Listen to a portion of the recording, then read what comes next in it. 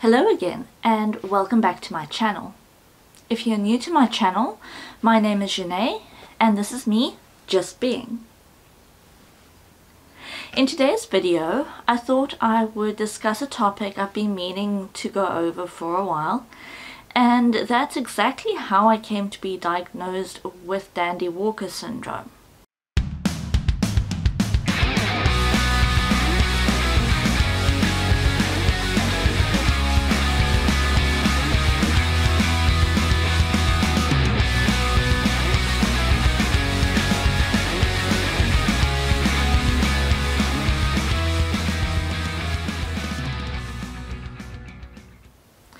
So I was born on November 3rd, 1989, and at first glance, doctors pronounced me a healthy baby girl. It wasn't until 10 days later that the first signs and symptoms started to appear.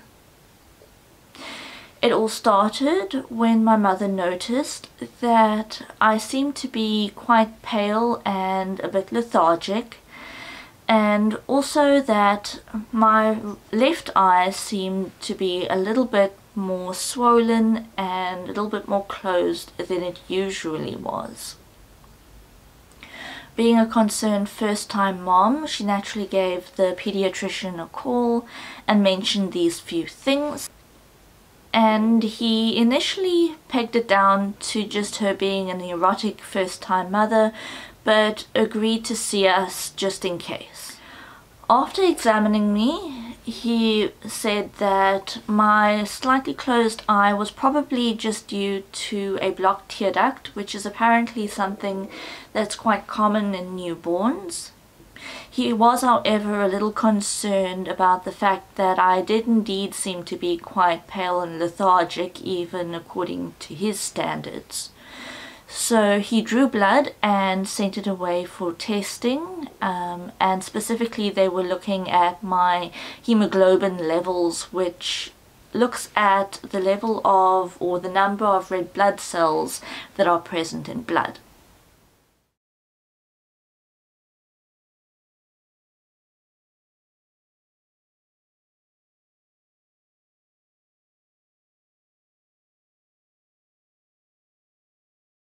As a reference point, the hemoglobin level for an infant should be anywhere between 11 and 18. Mine was 4. So they were naturally concerned and sent me off to hospital, where I received blood transfusions over a period of 14 days. And the reason they gave it to me like this is because of the sheer amount of blood that I required. It would be too dangerous to give it to me all at once, so instead it was given to me in staggered amounts. This trip to the hospital, however, seemed to just be the beginning. After that trip to the hospital, my blood counts seemed to behave themselves for a while, but other problems started to arise. At my 3 months checkup, my head circumference was measuring a little larger than the doctors were happy with, but they didn't make too much of it, as at that point I was essentially sitting on my own. What they were concerned about, however, is that a mark that I was born with next to my left eye seemed to be growing, along with a mark that had appeared on my top lip.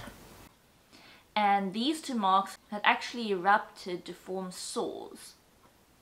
And for that reason I was referred to another doctor, where I was diagnosed with a hemangioma.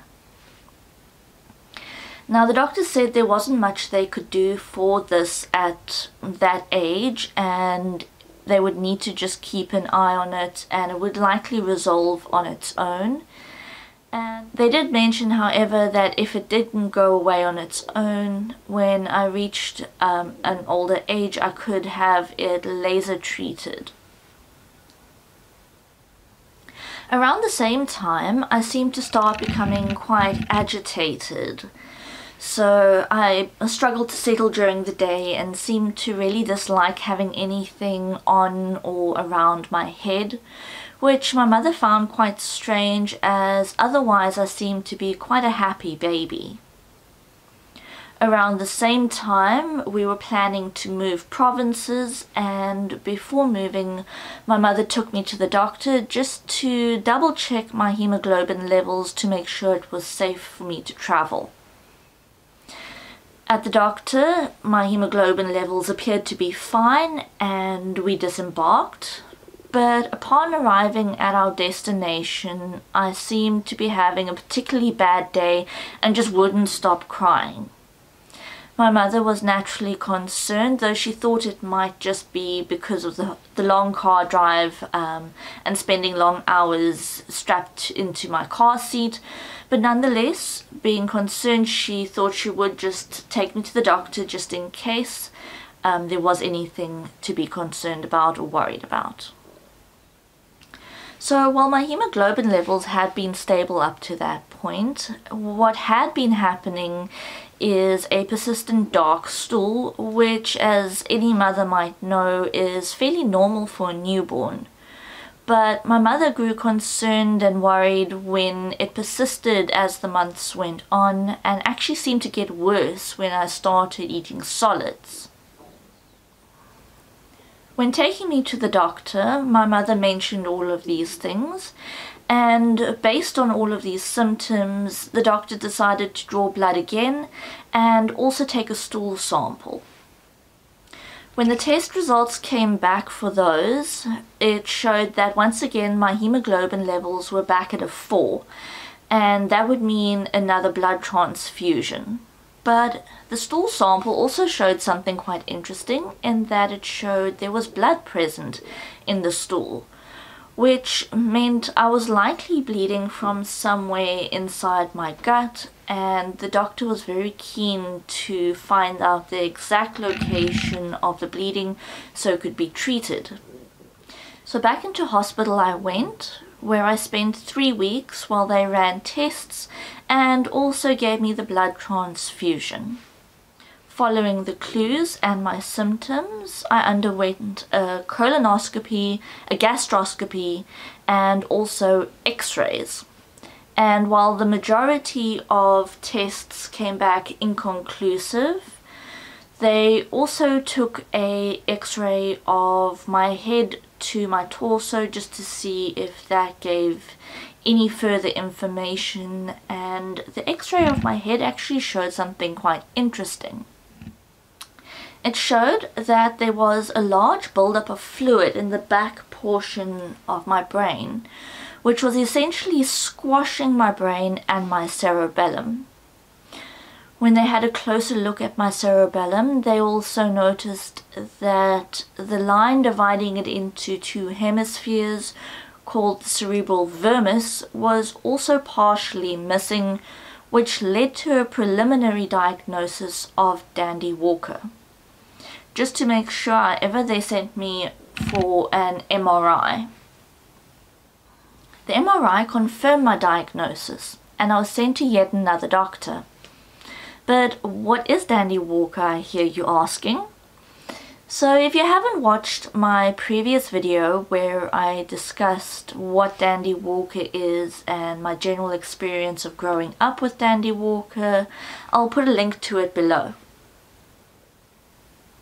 Upon taking me to this new doctor, my mother was told that my diagnosis would likely affect my overall quality of life as well as my development. She was also told that they would need to schedule surgery in order to put in a shunt so they could drain the fluid that was currently building up on my brain. Because I was at that point still bleeding from somewhere internally, the operation, however, was very risky. Basically put, the doctor wouldn't touch me until the bleeding had stopped. So my mother was told to take me home and love me. Now, while understanding the gravity of the situation, my mother came to the conclusion that if you only need 1/3 of your brain to function, I'd plenty to work with. From then on, the brain gym began, which is basically just developmental exercises, and she also spoke to me constantly. I basically got a running commentary of everything she did.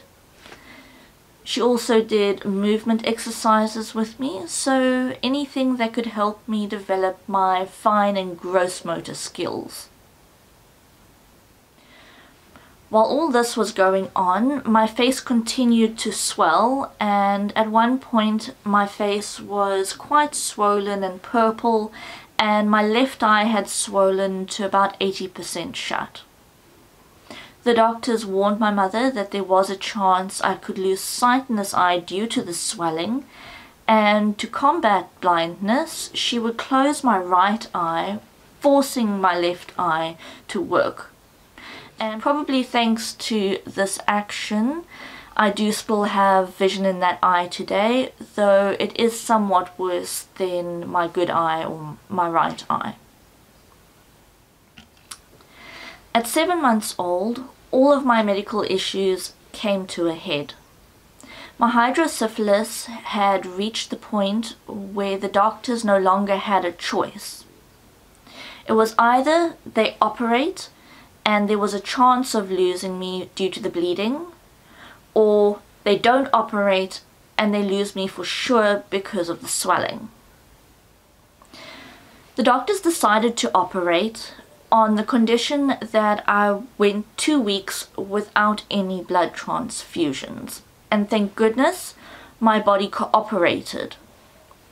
So 2 weeks later I was in theatre where they put in 2 VP shunts to drain the fluid, which would hopefully help alleviate the pressure on my brain and give it a chance to recover. The recovery from the surgery, I'm told by my mother, was quite harrowing, as because of the bleeding I wasn't allowed any pain relief medication, but somehow I made it through. A few weeks later, once the worst of the discomfort of the surgery had subsided, I was back at the doctor where they wanted to continue investigations into where exactly I was bleeding from. So back into hospital I went, where I spent 3 days, but this time they took a slightly different approach. They attached isotopes to my red blood cells and then took X-rays every hour or so to track the flow. And finally we had an answer. I was bleeding from 8 sites in my small intestine, and the doctors advised at that point that the best course of action would likely be to cut out the bad portion of the gut and give me a stoma bag. My mother, however, at that point had reached the limit of what she could handle and refused to let them operate on my gut. The surgeons thankfully decided that my condition could still be treated with occasional blood transfusions, and new wisdom in hand, my mother took me home. Just to give you an idea of where I was developmentally at this stage, I had started talking in baby babble, so using one-word sentences, so things like ma for mom, da for dad, ba for my sister Bobby, and fem for our family dog La Femme. My mother had also narrowed down my diet through a process of elimination to foods that didn't aggravate the bleeding and those that did, with the result that I believe I had a first birthday cake made almost entirely of banana. Shortly after my first birthday, we once again moved provinces, and as before, my mother took me to the doctor just to make sure that I was safe for travel. And at the new location, she also took me to another doctor just to make sure that my blood counts hadn't been affected by the trip as they were the previous time around. Except this time, the test showed something quite interesting. While my counts were low, they weren't transfusion low, so instead of giving me any blood, the doctor decided to wait 2 days and see what the counts were then. When I went back in 2 days, the counts had risen, and they did so again 2 days later. So it seemed that of its own accord the bleeding had stopped. By this time I was also stringing words together, things like "in the outside," which is a term that haunts me to this day, and "all gone," which was a term I had started using when the transfusions would be over and the needles were removed. So while I never crawled in the normal sense of the word, I did bum shuffle around quite merrily, and my grandparents eventually bought me a walking ring, which helped both for the discomfort in my gut and also helped me find my sense of balance, which was naturally thrown off by the fact that my cerebellum was a bit squashed. With the result, I started furniture surfing at about 14 months and took my first unaided step at 18 months. As time went on, my face also became less swollen, and by about the age of 3 the swelling was almost completely gone. All I was left with was the mark, which you can see on my top lip, and a slight scar on my right ear. So this is where I'm going to leave it for now, but please do be sure to hit the like button if you want to hear more, and also subscribe so you don't miss my next video. Bye for now.